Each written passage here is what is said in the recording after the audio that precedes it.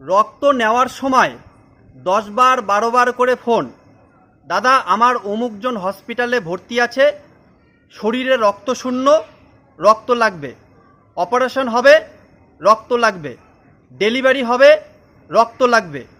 অন্যদিকে blood donation ক্যাম্পের সময় ফোনের সুইচ অফ, বাড়িতে গেলে পরিবারের সবার সুগার, প্রেশার, থাইরয়েড, ওয়েট কম, এই রকমের নানা রকমের অসুখের বাহানা দিয়ে রক্ত না দেওয়ার ভান।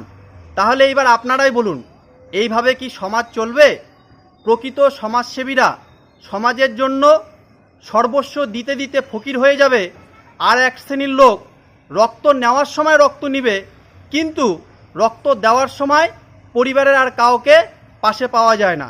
আর সেজন্যই আজকে প্রত্যেকটা ব্লাড ব্যাংকে রক্ত শূন্য, হাহাকার, করুণ অবস্থা। আরে ভাই, রক্ত তার মেডিসিন নয় যে রাসায়নিক প্রক্রিয়া বিক্রিয়া করে নতুন রক্ত তৈরি করে শরীরে দিয়ে দিলাম।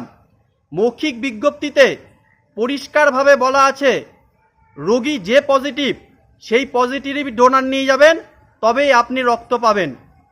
সেজন্যই বলছি, যারা এই ধরনের মানসিকতা নিয়ে চলেন তাদের কাছে আমাদের হাত জোর করে অনুরোধ, 1% হলেও সমাজকে কিছু দেওয়ার চেষ্টা করুন, তবেই সমাজ এগোবে। আসুন সবাই মিলে শপথ গ্রহণ করি।